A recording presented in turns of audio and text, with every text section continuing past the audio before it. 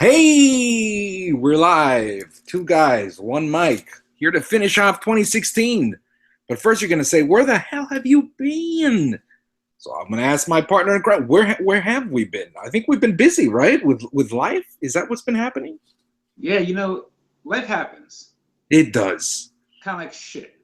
Yeah, and shit reminds me of holy shit, 2016.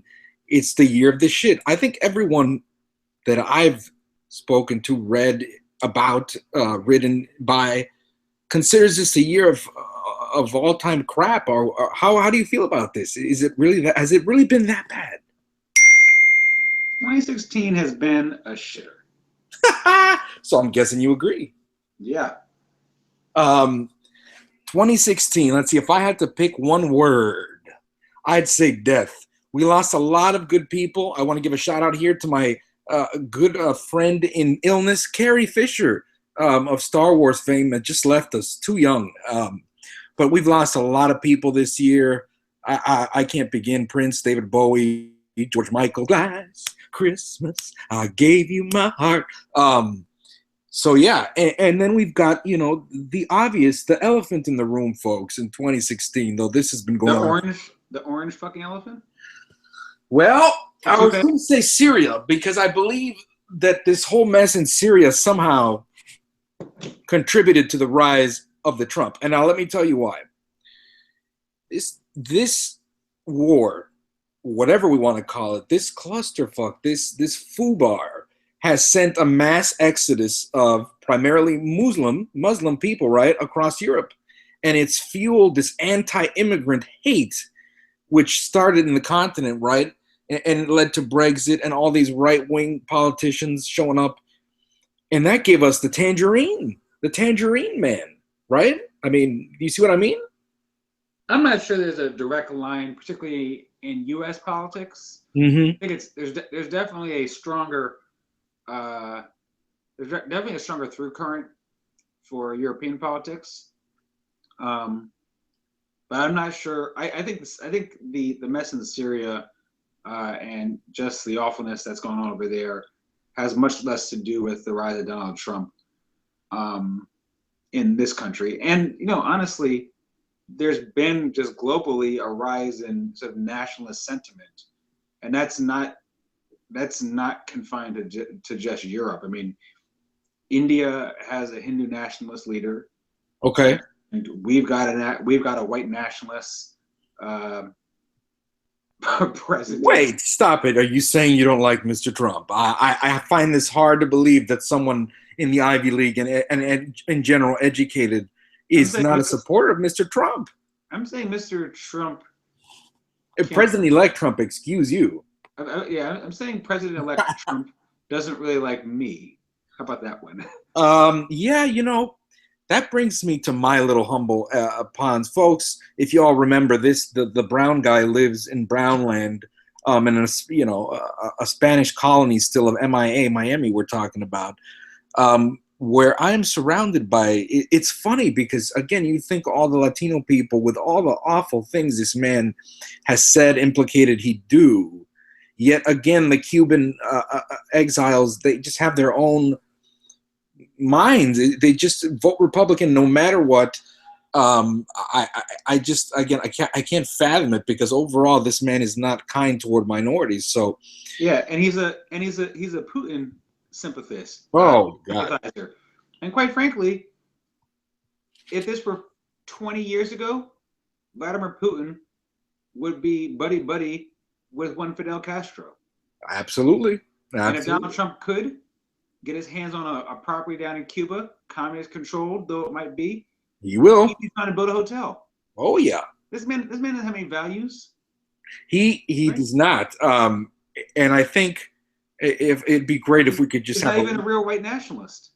I I mean, what I remember most succinctly about the campaign, do you remember the sucker punch to this black guy that he was at a rally and this old white dude like just sucker punched him? What? I mean, Yeah, that just to me that's encapsulated the entire deal. yeah, that sums up Donald Trump's campaign. I mean, you think about what a sort of disgusting human being he is. He rose to political prominence and relevance with sort of by sort of becoming the vocal leader of the birther movement, which is sort of a vicious racist attack against Our friend President Obama. Yeah.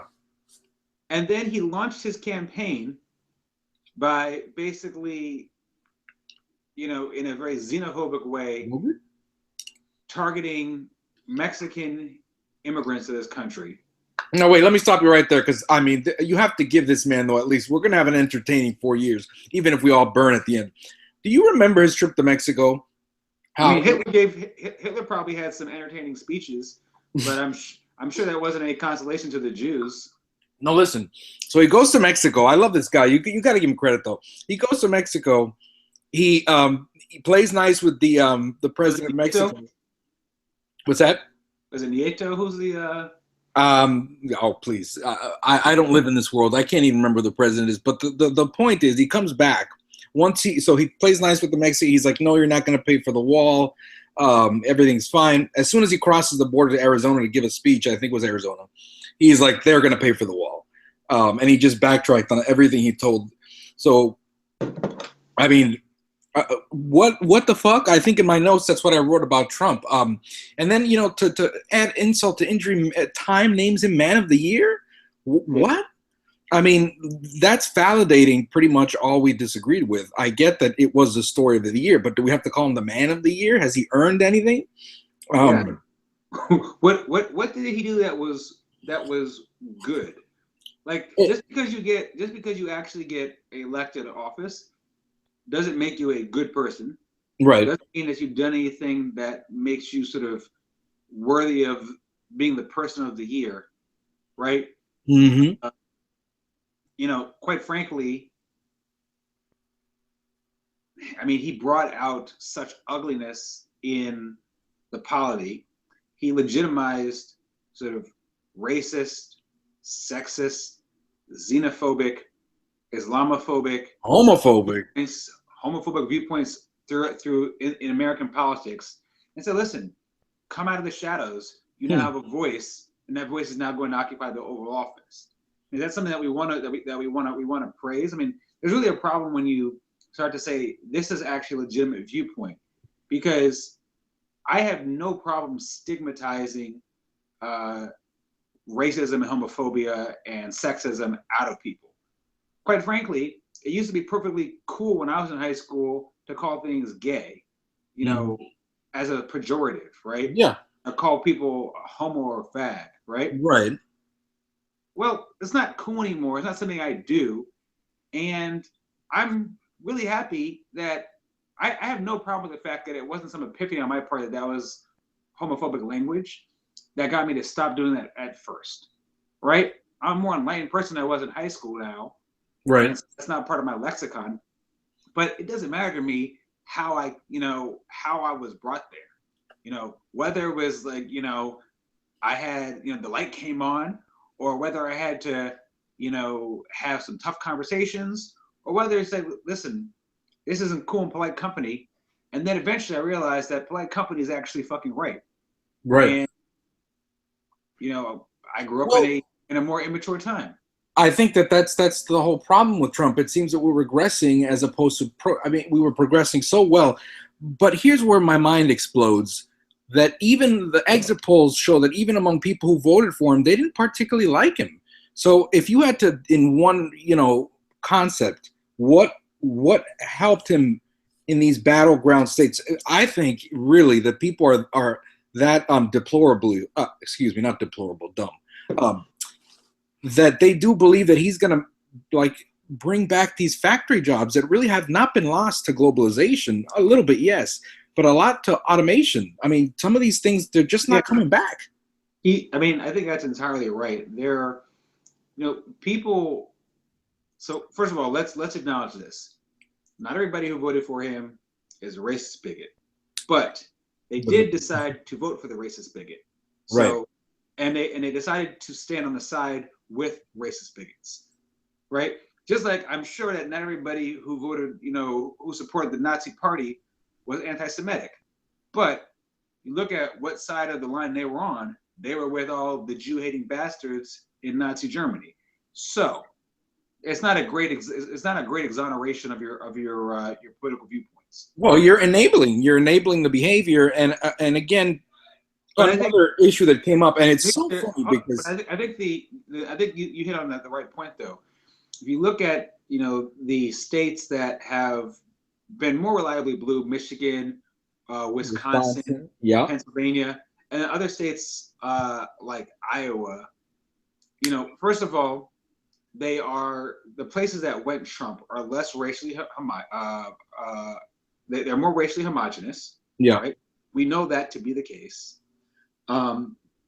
They have been threatened by a number of things happening in the country. One, the economic base from those areas has gone. They thought that they found heaven in the suburbs and white flight, sort of in the second half of the 20th century, and little by little they saw what happened in the cities that they fled happening in their communities too. That all the manufacturing jobs are going, and some of that was initially outsourcing, but it's really just sort of the changing in the economy. mm-hmm. And I think politicians have not been square with them when they've said, first of all, we'll bring manufacturing back. No, you're not going to. And if you do bring manufacturing back, that factory that once employed 1,000 people is going to need to only employ 10 people.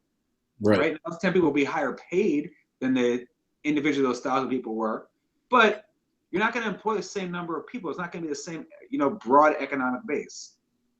The economy has had tremendous concentrations of wealth over the last 20 years. And that's not just like individuals, that's companies too. Mm-hmm. So if you look at the amount of wealth created by the top, 10 firms in the country, they make up a much larger percentage of the wealth created every year than was the case 30 years ago. And so the beneficiaries, again, are more concentrated, just the people who work there and their investors. And then you add to this, people say, oh, we're going to retrain you. Like, if you retrain somebody, they're not getting a job that they like they like their old job, and that's going to provide the same type of economic compensation that they used to have. And we haven't figured out a good way to compensate these communities. And mind you, no one ever did this shit for places like Detroit or Chicago, right? Well, he's got department. As long as it was black people, no one fucking cared. But now that it's white people, fine, we finally have gotten a conscious about this. But we haven't figured out how to compensate people to say, listen, we have made decisions that have spurred along changes in the economy that are overall good for the country, but bad specifically for you. People will only take on the chin for so long. That is true, but we have Department of Rap Kanye West working on these issues. Again, Mr. Trump has surrounded himself with all sorts of visionaries in many fields. So I wouldn't have to worry about this, but I don't know if the irony was lost in you that remember the entire time that he thought that everybody, the Times, the Works, every poll on CNN, that Hillary was going to win and he was going to call the election rigged. How ironic is it that now we realize that the Electoral College obviously is an outdated mechanism, gave him that Hillary still wins 3 million more votes, and we got the Russians, the hacking. I mean, yeah. What? So basically, this guy was going to call the election rigged, but it kind of backfired on us. In a way, it was rigged, but by our own mechanism. So is it time to get rid of the damn Electoral College? Well, it's been way past overdue to do that. But but it's not exactly an easy thing to do, right? So first of all, how about a 3/5 compromise? Would you be? We acknowledge that the Electoral College is not going to be abolished anytime soon, because the vast majority of this, you need to have it requires a constitutional amendment. You need to get state legislatures to approve it. It requires state legislatures like Wyoming and Iowa and North Dakota and South Dakota and Montana, which have outsized influence over the process, that would be giving up voting power. So it's not in their interest at all to change it. Oh, man. So you won't get the amendment passed. You're actually making sense, and I thought we were going to get a simple fuck the Electoral College. But no, it gives power to these other states. It's not a great system. Now, on the other hand, it does also mean that a state like Montana does have actually the battleground states that are smaller, they actually end up mattering, right? So Iowa wouldn't fucking matter in the general election, but for an electoral college. But On the flip side, and it's not just a Democrat, this is not just for Democrats, this is also for Republicans. The state of Mississippi, which is very red, but has a large number of Democratic votes in it because there are so many Black people there. Well, Democrats would actually go down there and compete for the votes in Mississippi if you got rid of the Electoral College, which would mean that even if a Democrat became president, they would still have an inherent interest in making sure that the needs of Mississippi are met. Currently, Republicans and Democrats can ignore Mississippi. So a state that's red but has a large number of Democratic, Republican, or Democratic votes would become more influential in both types of administrations. Currently, it's just ignored by both. Likewise, a very blue state like, I don't know, you have to think of sort of a state that's smaller, that's very blue. So called Vermont. Okay, right? Vermont. Okay. Vermont. So like maybe they're like, I mean, it's not that populous, but like maybe they're 40% of the voters are Republican, right? So Republicans might care in a Republican administration about the interests of Vermont. Democrats would care more too because they know that, you know, it's not that the state's in the bag, it's that they need to get those votes in that state. So overall, it's better for democracy, but it's not going to get passed. I think I agree with you there on the fact that it won't get passed. I'm not so sure I can wrap my head around. It's just too complicated to do now, and we can touch on it another day in terms of how the states contribute. But it should be one vote, one man, one vote, one woman, one vote. We decide everything else but the presidency using the majority rule. So I say get rid of it. You say it's not happening. I agree. But now let's talk about Russia, or how I learned to stop worrying about hacking and love the bomb. What the fuck? Like, what are they doing? What do they honestly think they're getting out of this, other than bragging rights? This is egregious. So here's how I think this actually played out. I think this played out in this way. Russia was reading the same fucking reports and information that most of the politicians and the media were reading in America, and they expected Hillary Clinton to win the election. But what they wanted to do was to make the process look illegitimate. So Hillary wins, but she just wins by by a hair. A pube, yes. And it looks like she got the nomination in the Democratic Party illegitimately, that Donald Trump is being treated unfairly, that there are all these, there's all this scandal surrounding her, so that she comes in at, initially at day one, a weakened candidate. Yeah. And the elections looking like they are lacking legitimacy. That then means that when the United States goes and criticizes Russian elections, which are a fucking sham, we have less ability to do so. Or one of Russia's allies that they back, like, I don't know, Uzbekistan or something like that, that have sham fucking elections. We can't criticize that democratic process in the same way because ours look delegitimized. Okay. Now, the long shot for them is, hey, if everything works out in our favor and all the stars align, this crazy fuck Donald Trump might just get elected.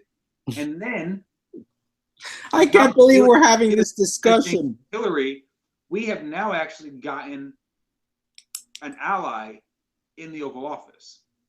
And if you look at the people that he's appointing, if you look at the statements he had during the election, post-election, this guy, by all appearances, is going to bend over backwards for Vladimir Putin. He will be the first to get down on his knees and perform fellatio and cunnilingus on the Russian Federation. He nominated, remember, to his cabinet, a guy who works for Exxon, right? Who got the freedom, the Medal of Freedom, or whatever from Russia. It's a joke. I actually think Tillerson is the least worst of the people. Really? I think Tillerson would be an okay nominee if there weren't so many other Russian sympathizers. Right. But the problem is, like, his national security, his head national security, his national security advisor is a Russian sympathizer. So this is the guy who's going to be coordinating all the fucking intelligence and giving the briefings to the president. His former campaign manager is tight with the Russians. So it's... Hey, listen, we've got an inside source anyway into the Trump campaign because not a blockmate, but a first year student of ours has the Trump's ear. I remember I sent you a picture of Mr. Latinsky. Shout out there. So if we ever need to get any dope on the Trump, I'm sure he'd be available to help us. Well, of course, that I went to high school with Ivanka. Oh, did you? Well, there you go. Yeah. Oh my Lord. Again, and this will tie us into the music later, but one of the best CDs that I heard this year. I know you're going to take care of that as we get to it, but this is just funny. The Tribe Called Quest came out with a new CD. I don't know how long ago, but yeah. But in one of the older songs, Pfeiffer raps about, "Oh, I get like pussy" or something like Donald Trump gets checks, and that song's dated 1991 or 92, and I'm just thinking this dude has been like, I get pussy like Donald Trump grabs pussy. Yeah, there you go. Oh, don't get me started on the words, the terminology. By the way, I think this is even back to the last time we broadcast, 2014, 2015. They still are with the ISIS nonsense. They refuse to pick one. Anyway, that's on myself. I wanted to also mention as a huge story because everyone talks about it in the abstract, but it's actually happening in my backyard right now, and that's global warming. Miami Beach has been flooded. A record number of, it's just absurd. We will be underwater, the projections, in 50 years, which means my children, and if I get to live long enough, there will be no, seaboard in Florida. Tell your cousins, keep voting Republican. Yeah. I just want to mention that it's going to be the hottest year on record. They keep up with these dire news, and here we elect this orangutan, but... Oh, folks. Let's just switch gears here because it's just making me. All right. What are your favorite sporting stories of the year? Well, I had a couple. I think for me, the coolest one was the Cavs coming back from 3-1 just because I didn't believe that could ever be done. And then on top of that, Golden State, which choked. I hear a lot about people saying they went, too hard for the record, beating the Bulls, and then they were just gassed out. I don't know, man. I think the Cavs just beat them fair and square. I don't think anybody was tired. No, Steph was a little bit injured. Yeah, he was injured. Yeah. It's the end of the season. A lot of people have those sort of injuries that just accumulate over the course of a season. Not enough to keep you out of a game, but that you're not playing at your highest level. 100%, right? Yeah. I think the Cavs had the mental edge. You put that series 100 times, the Warriors probably win it 60 or 65 times out of 100, right? Yeah. But when you've got, all respect to Kyrie Irving, but when you or to Steph Curry, but when you have the best player on the court, you are going to have a chance to win. And by this, you're referring to LeBron, right? LeBron, and I think the block is sort of epitomizes why he has more tremendous value than Steph Curry does, because Steph Curry is one of the, last season was one of the greatest offensive seasons we've ever seen, and the ways in which he forces defenses to bend and contort themselves really has a huge impact on his team. You don't see it in an assist line, right? But it gets other people open shots. Right. But LeBron James has the ability to change the game on both sides of the court. No doubt. He has the ability to make a defining statement on the defensive end and on the offensive end. And the Cavs did a better job of controlling the pace of the game. They slowed it down like they wanted to. They didn't play at the Warriors' pace. And they just fucking took it from him. I know. It was just great. LeBron's now got to be what? Probably he has to be a top 3 or 4 player of all time at this point. You know, I still get a lot of shit talk from older friends and family members of mine that refuse to acknowledge LeBron as one of the greatest of all time. I think it because they have a hard on still for Mike, which is obvious, man. No one's going to be like Mike, but I mean, this guy is. LeBron's been to 6 finals in a row. I No mean, one that's not a Celtic has ever done that in the history of the game. And it's just by far. I think the reason Curry got the MVPs is because it's the new NBA, right? The face of the league, shooting deep threes really quick. It's a marketing thing, you know. You can't argue. It's hard to argue he didn't deserve it last year. Right. I mean, the team did win 73 games. Oh yeah, absolutely. And then of course we had the huge story. Not a big baseball fan, but I did appreciate the curse is over in Chicago. The goat curse. Apparently, somebody told me somebody wasn't allowed a goat inside the Wrigley Field, right? And so they've been cursed since. And just finally got a championship after what 100 years or some shit like that. Good for them. Yeah. You know one of my other stories I loved was, I love the Summer Olympics. Oh, do you? Sort of far superior to the Winter Olympics. Oh. But I really love women's gymnastics. No, I bet. The U.S. women fucking outlandish. And Simone Biles, I mean, come on. Yeah. Also, the fact that she is like, I don't know, 4'8" or whatever. Right. And then just to sort of see like her athletic prowess is outlandish. But it also makes for some great like Instagram moments. Like when she goes to the White House and Michelle Obama is using her head as a headrest, as an armrest. Or when she's standing up next to LeBron James. Yeah, 4'8". I didn't even know she was that short. I didn't really pay attention to 3 feet on her. It's like, oh, God. Or 2 full feet on her. Or a Shaq, baby. She'd be like 3. He'd be like two of her to almost equal a Shaq. She'd make Kevin Hart look like a giant. Yeah, the Olympics. I totally forgot about that. I was gonna say Deflategate, because we love our Pats, and what's his face? Brady might be MVP again, or he's in the conversation. Yeah. Shocking for a quote QB who doesn't really move around too much and is 40 years old. Unheard of. Fucking Brady. He's using those performance-enhancing drugs. Yeah. Now, my question is, how much would you pay? By the way, go ahead. Aside, even though Donald Trump is demonizing Latinos, demonizing immigrants, Tom Brady who's married to a Latino immigrant, yeah, seems fit to support Donald Trump. But aside done. Again,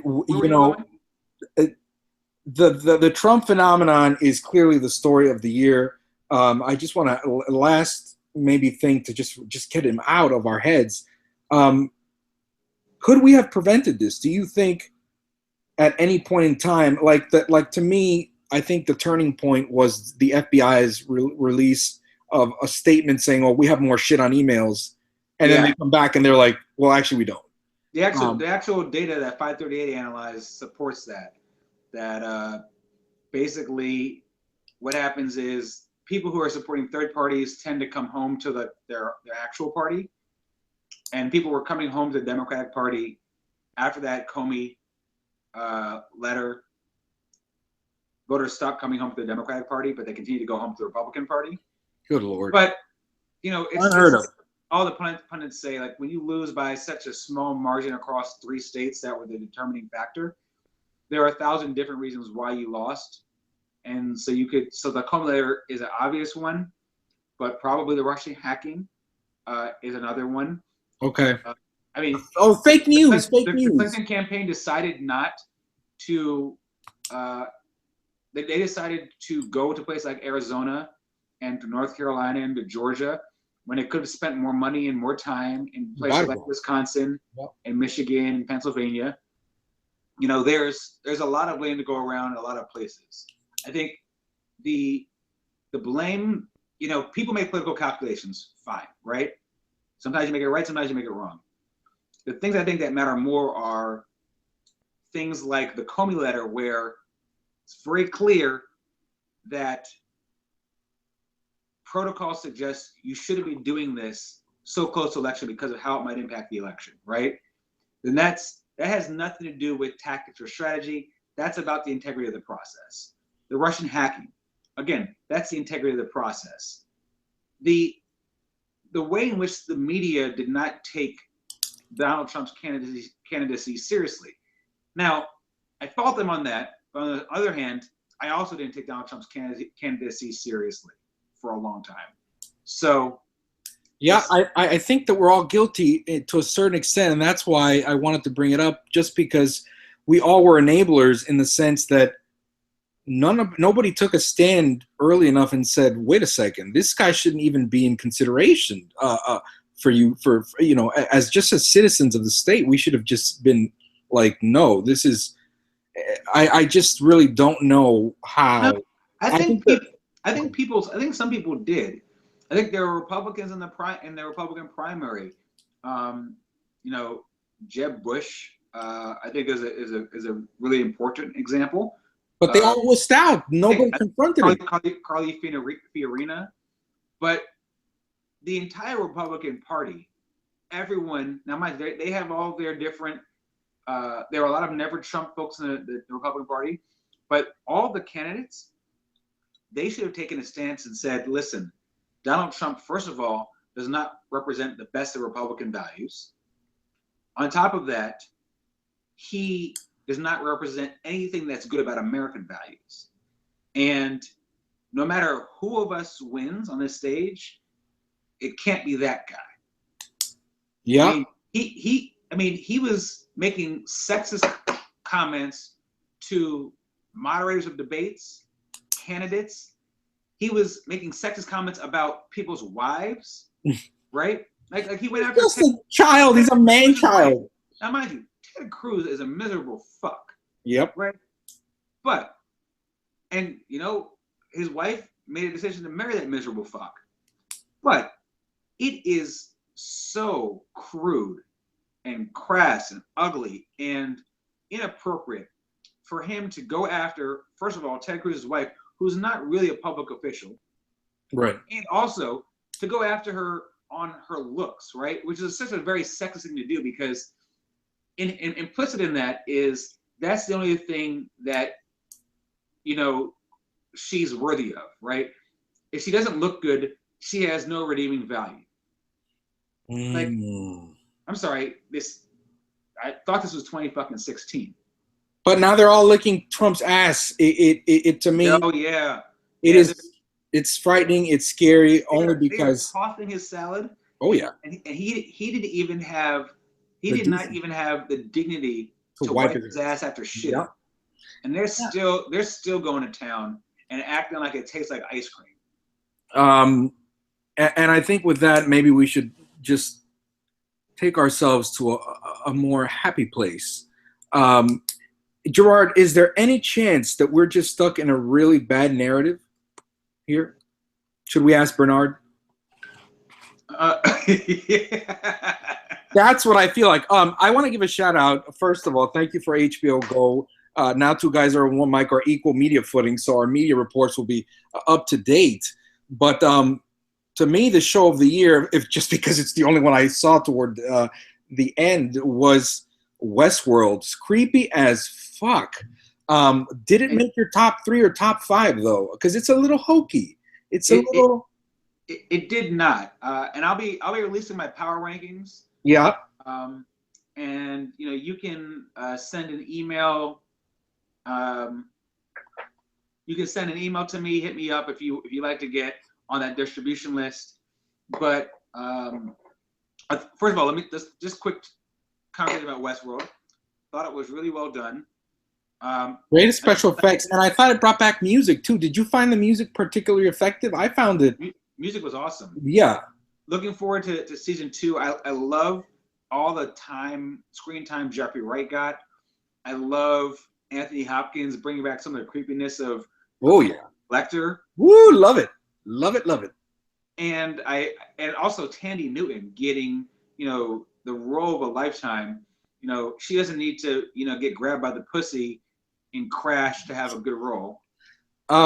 I thought the same thing when I saw the show. I like to see the woman in position. There was a woman in position of power. There was a black dude who was like the main head of the thing. It was just a nice. It seemed like a progressively cast show. It's probably also one of the best shows to watch week to week because there are so many sort of Easter eggs and mysteries about the story that it's fun to sort of go online, check out Reddit threads, listen to podcasts, hear all the different kooky theories. Who's real? Who's not real? Yeah, that show's probably one of the most fun ones to watch in an engaged community. But there was so much TV this year. Was there? Listen, and this is true. I'm a Neanderthal, so pretend I just came out of my cave, and what should I be? What should I catch? What should I be binge watching? All right, so I have to start, with an obvious one, but the last two episodes are two of the best episodes that were on TV this year. So Game of Thrones. Now, please, no spoiler alerts again because I've been hiding under a cave. So just no spoilers for anything because I'm way back in season 4, I think. So this season is maybe one of the best seasons that it's had, but also really of something that another show on my list did as well, which is that it took advantage of the payoff that you only have after you've been like 4 or 5 seasons in. Right. And you've built so much backstory. There's so much sort of emotional depth and consequence to what's going on. Yeah. So the Americans also, it's a show that I think is quickly making my Rushmore of TV shows. And what is that? Oh, I see, Mount Rushmore. Okay. Everybody talks good about the Americans. That's going to be definitely after I finish the half hour I've got left in Westworld. And before I catch up on Game of Thrones, I'm going to pop in a couple Americans because you've been telling me about this show for a long time now. And everywhere I go, everywhere I turn, nothing but praise. And now with the whole Russian shit back in the news, oh yeah, it's topical. So, yeah. So, one show that's sort of like the Americans, but takes place in Germany is Deutschland 83. That's just a quick note. Not going to go into that one. People versus O.J. Simpson. Ooh, I heard that got a lot of awards. That's huge. So now, tell me about that though. It's a miniseries, but sort of true crime miniseries. Some of the best acting performances of the year. Really? Let's see. Along the same line, Stranger Things, FX. I have not seen that either. No, that's Netflix. Yeah, Netflix. Sorry. Yeah. Phenomenal. It's going to sort of take you back to the 80s. It's sort of really, really great sci-fi stuff going on there. Good shit. Okay. And then, so some shows you might not have seen. Atlanta. That's a top 5 show of the year for me. Okay. The actor, writer, rapper, now director as well, Donald Glover. He wrote all the Tracy Jordan shit for 30 Rock. He was in the TV show Community, which I loved. Also released one of the really good albums this year. Yeah.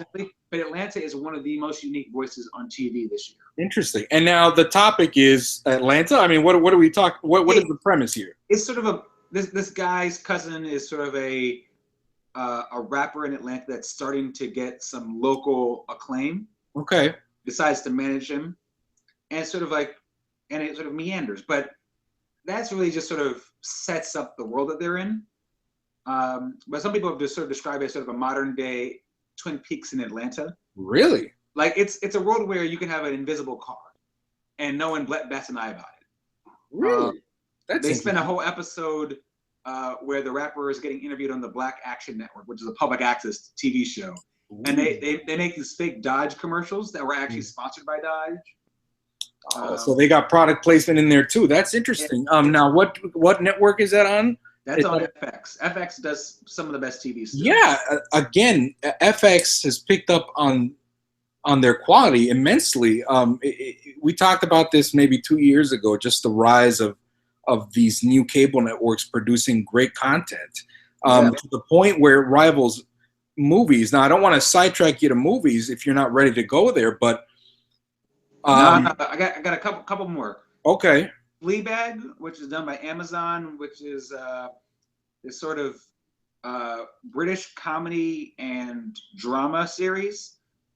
It's only 6 episodes, 30-minute episodes, six 30-minute episodes of the first season. It's not going to be what you initially expected it to be, but it's all great and all really kind of unique. And then Search Party.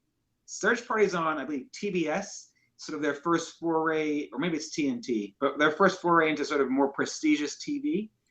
It's got remember Arrested Development? Yeah. Remember the cousin who George Michael was really into, his cousin? Gerard, as you know, my memory over the years due to Anyhow, that girl's all grown up. anyhow, she gets into like sort of like this, almost like people get obsessed with like these sort of true crime like podcasts. A friend of hers from high school or college goes missing, and she becomes obsessed with trying to find out what happened. And it's this comedy and drama that is just really, really funny, really and there's like almost some like sort of thriller elements to it. It's definitely unique on TV. interesting. Now, this brought me back. I missed this. I don't want to go back to Trump, but I do want to touch this because this is the buzzword I've heard over the last 2 months. This is all I hear is fake news. I don't use the Facebook. Can you tell me and confirm from what I heard, Facebook is pushing a lot of just like, I'll tell you one that I got caught up in because it's so funny because, it happens to both sides of the aisle. It's not just Republicans. Was that, what was the story that I wanted to believe? Oh, that Donald Trump had said previously that if he were to run for president, he would run as a Republican because their voters are dumb and easily manipulated. That was a story that was all over Facebook. And I heard about it and believed it just from hearing about it. Is it a problem? And should Facebook have anything to do? I mean, are they responsible for this kind of nonsense? Or should people be, So Facebook, I think, has acknowledged late that they do bear responsibility for fake news, and they've created some tools to combat fake news. But honestly, part of this is also the fact that readers just need to get more educated. I agree. I don't think anyone's to blame but themselves in this case. Quite frankly, there are a few things at play here. One, confirmation bias. We like information. We tend to seek out information that confirms what we already believe and what we want to believe. Right. We tend to reject information that sort of cuts against that. And that's true sort of irrespective of political affiliation, right? Race, class, gender. I will say that if you surround yourself in a politically and racially homogenous community, I think you're less likely to encounter counter viewpoints. Like this idea that we need to all get out of our bubbles. Like, well, that's nice, but it's not going to happen, right? Yeah. People are living in communities that where they feel comfortable. Conservatives tend to congregate more with conservatives. Liberals tend to congregate more with liberals. On the liberal side, I will say though, you're more likely to encounter people who have different backgrounds than you, and that at least means that they may have different perspectives on a number of different issues based on that background. Diversity, their inherent diversity. Yeah. And so that can, I think, be a buffer against fake news in general. But also, listen, people just need to spend a couple of minutes Googling shit, right? There's this great resource called Wikipedia, which not everything there is true, but it's pretty quick to confirm whether or not a lot of things are true or false, generally speaking. And if it's not on Wikipedia, again, a Google search, you can probably quickly suss out whether or not a story is true or false. You can go to source material. And so hopefully this, just means that people will be a little bit more engaged with the news that they read. If you decided that you don't like the quote unquote mainstream news sources, well, then hopefully you recognize that there's a higher burden, Yeah. for the place that you go to. Now, giving too much credit to the people. Yeah. Now, it's true that the media has its own biases, right? And the media doesn't always get things right. Unless it's Fox News, damn it. Yeah, well, Fox News, they're one of the starters of getting people to, challenge the authority of mainstream media and to sort of reject fact. So, and Stop it. Fox News rules. Now they're getting out Fox News by Breitbart. So there you go. Oh, hey now. No, but like to me, okay, so this is it's clickbait, right? It's basically what you want to see, you click on. Yeah. I just don't know if it's a new phenomenon. I don't. In other words, I think society has just chosen now to be like, oh well, Trump's there. Oh, I just think it's amplified by the way in which we consume news these days and the way in which we share things socially. You couldn't find. Let's say you are a quote unquote kook, okay, to use a technical definition. Mm-hmm. You couldn't find all the other fucking kooks like you, right? And by the way, your idiosyncratic kookiness, right? Everybody has kooks next to them, right? Right. I've got kookiness, you've got kookiness, right? But you couldn't find. It's much harder to seek out people who have the same idiosyncratic kookiness as you, up until the internet. Yeah. Now there are benefits and there are costs to that. There are kids who get bullied and can find a supportive community before they ever get to meet them and move to places where there's a more supportive community. And that's a great thing about the internet. It also means that, hey, I can now find the other assholes who believe that, Barack Obama was born in Kenya, right? Yeah. And that prior to that, like, I wouldn't necessarily have come across that story. I might have had this crazy theory. I couldn't find anybody else to talk about it with and confirm my viewpoints. Now it's really easy to do. Now it's easy to share that with the entire world, and for that to start to look legitimate. That girl's a real crowd pleaser. Crowd pleaser? That should be one of the. And the reason I cut to that, by the way, other than that being a good single, is with the fake news, right? With all the stuff that comes along. What is the deal with the that thing where people freeze and it became a meme, right? And like everybody. Where did that come from? I don't know where it started, but I find it a little bit hilarious. Like the. Oh no, it's creepy. You see when the Cavs went to the White House? They did that. They did it. They did it at the White House. Oh my lord! When they went there to get their championship ring, and No. Michelle Obama was in it, and I actually have found some of the athletes better, and I'm not sure. So my theory about that is that because they're so athletic, they're like more in control of like their muscle movement, and so they can just sort of hold like a difficult pose. Yep. Very still, because at some point it just requires very good sort of muscle to do that. So that definitely is our winner then of Internet Meme of the Year, I think, because I can't think of any. Mine are the Joe Biden memes. Have you seen these? No. But again, I'm the Neanderthal. You're connected. So if the Neanderthal is in you, they're all post-election. Oh, okay. They're like photos of Biden and Obama. Yeah. And it's stuff like so Biden will say, I left Cheetos in the bathroom.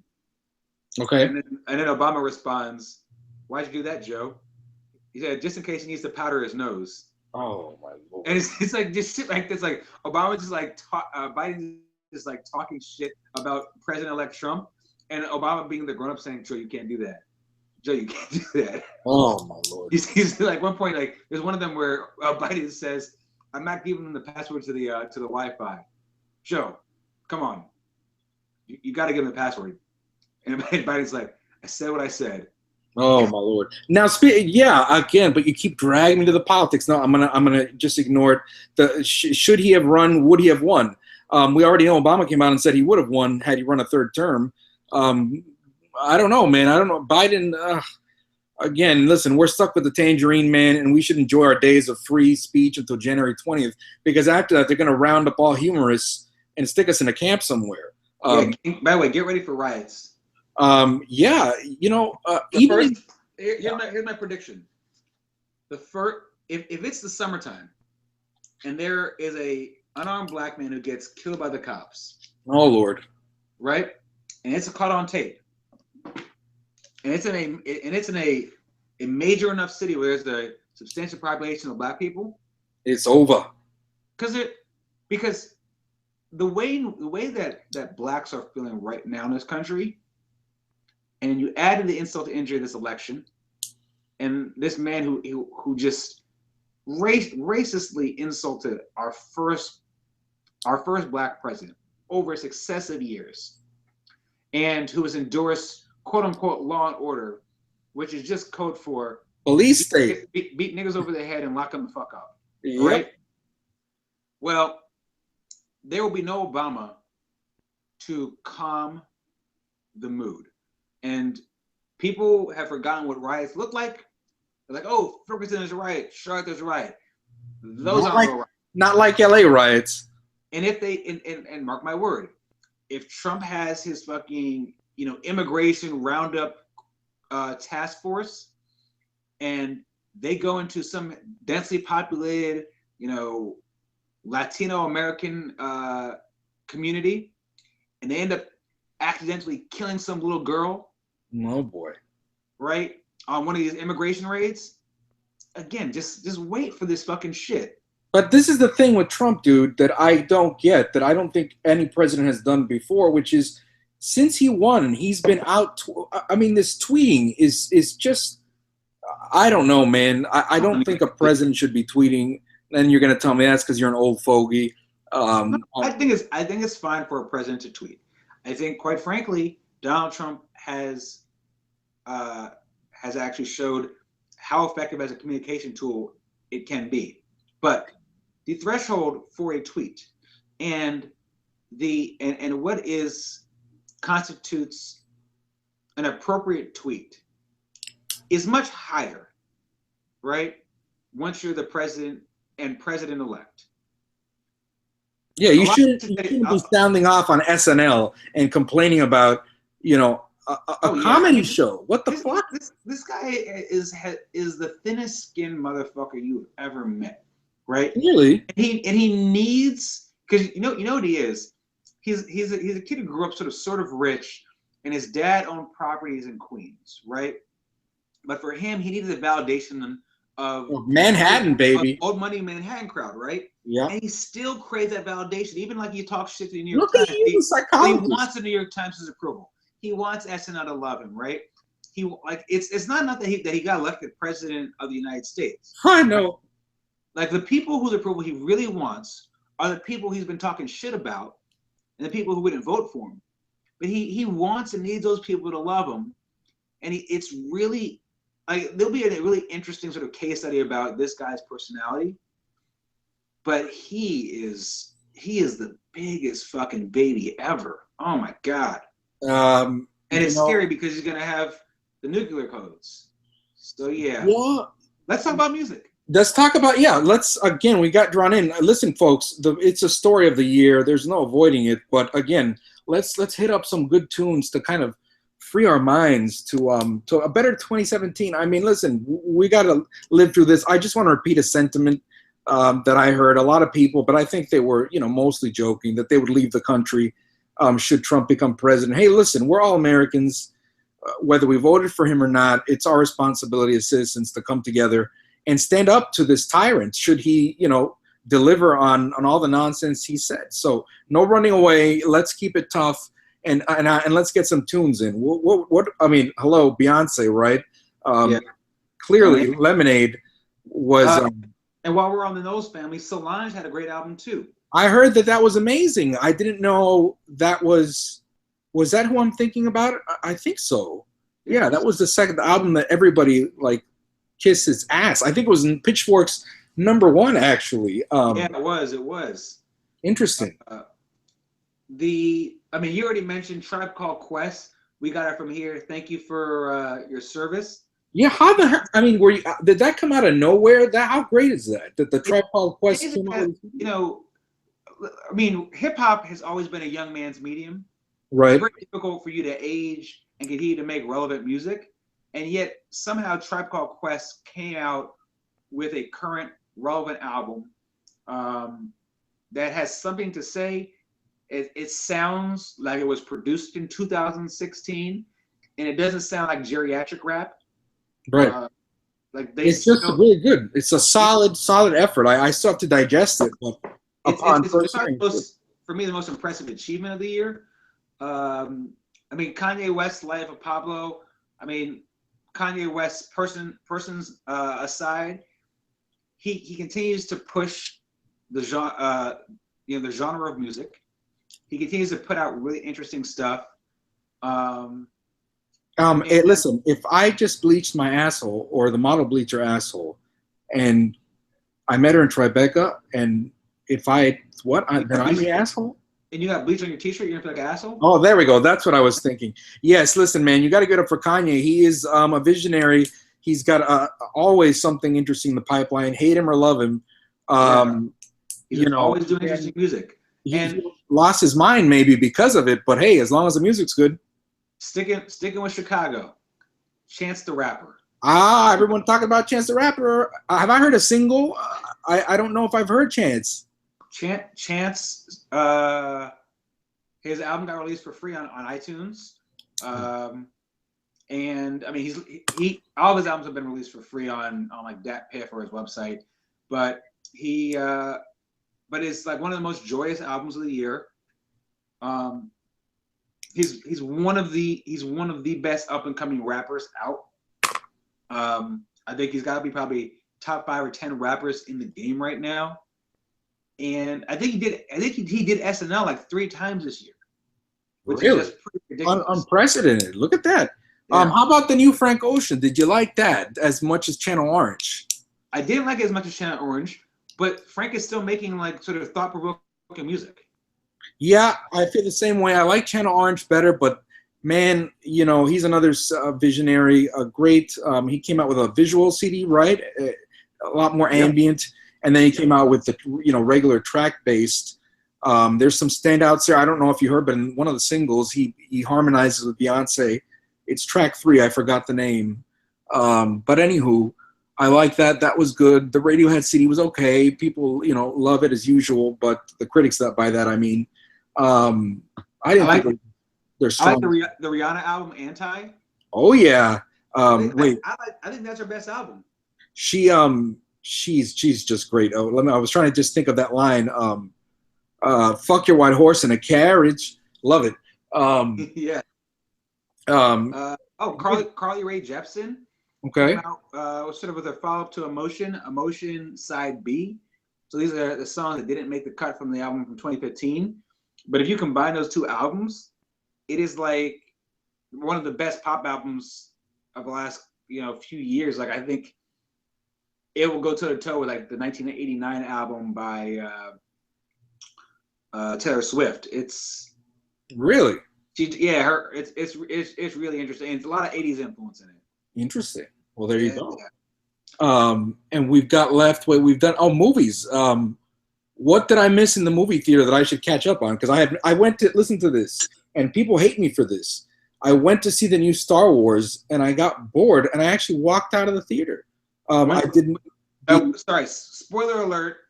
If you haven't seen the movie, fast forward for about 60 seconds. Okay, so what part did you walk out of? When Han Solo first came in, I was like, "What?"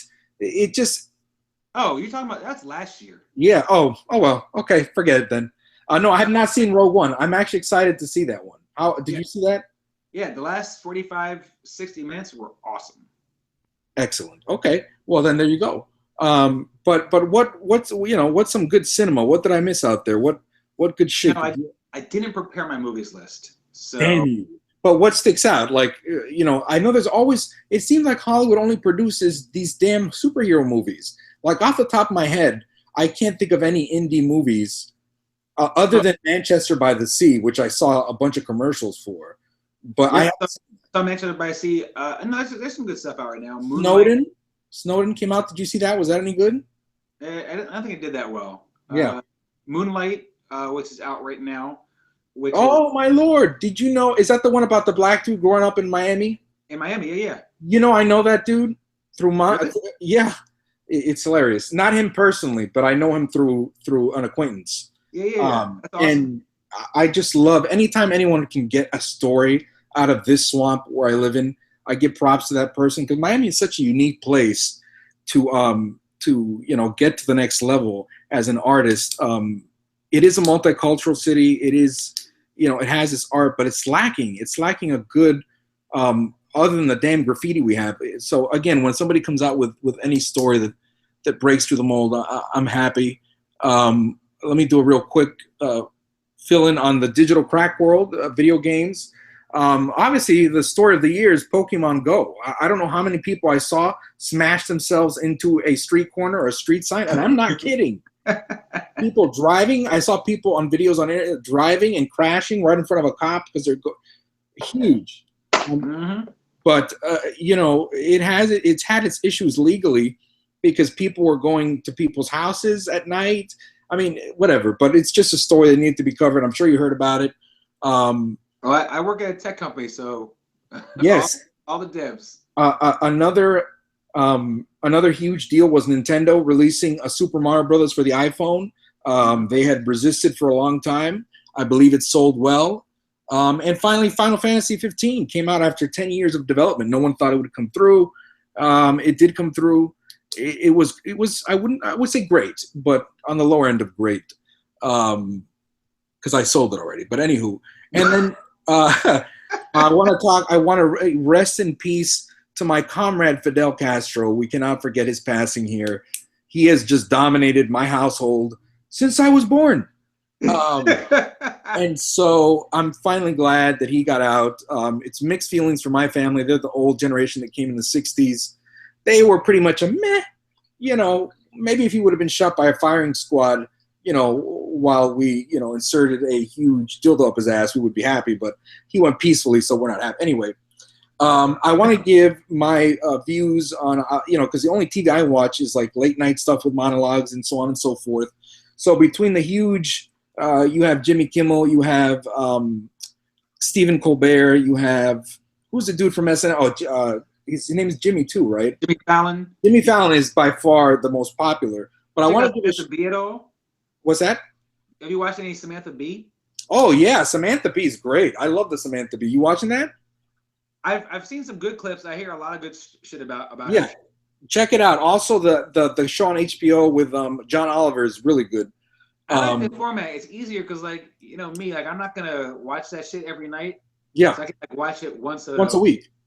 Yeah, so that's a good thing. Now, I want to give my late night wars winner is James Corden, British dude. His monologue is consistently the best out of all the. I loved Stephen Colbert. Not a huge fan, to be honest. I don't see his tenure lasting as long as David Letterman's. The Daily Show, same deal. I like Trevor Noah as a person. I don't think he's acclimating the show. Oh my Lord, and rest in peace. What's his face? Oh, the guy who was after the Daily Show. The black dude who's Larry Wilmore. Larry Wilmore. Oh man, did I love that show? But apparently nobody else did. He's got production credits on Blackish. Blackish, exactly. He got another job producing somewhere else, so that I'm happy about that. I think he also has production credits on Insecure. Yeah, HBO show. Yeah. He's got a lot of good stuff going on, but I like seeing him himself.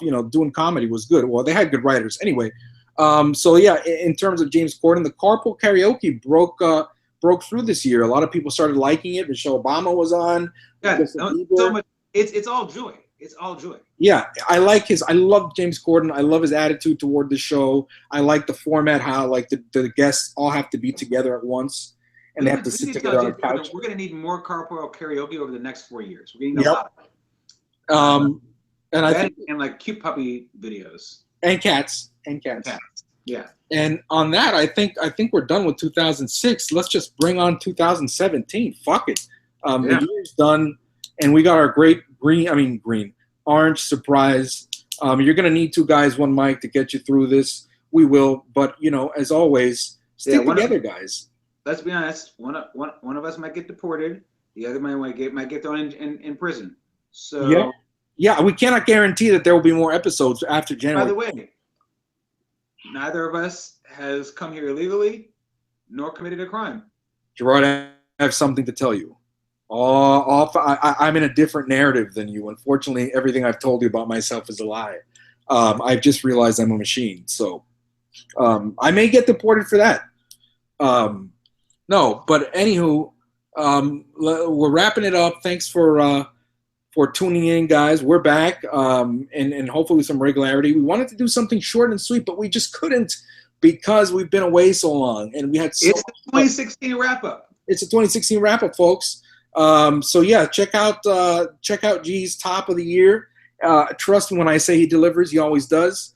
So plenty of good TV for y'all to chill, some good music, some good films we missed. So why don't we come back next time with some good movies to pop in? We can do classics and like, for example, Dr. Strangelove is once again extremely relevant with this whole Russia shit. Yeah, how fucking scary is that shit? Mm-hmm. I watched it the other day, no lie, and a great film, one of my favorite of all time. But it's a little too timely, you know. They should do an update. Yeah, where the president is a Trump-esque. Oh Lord, Dimitri. It is not only essential to listen. Yeah, that would be Bannon, right? Yep. And on that, folks, good morning, good afternoon, good evening, good night. We're off. Bye-bye.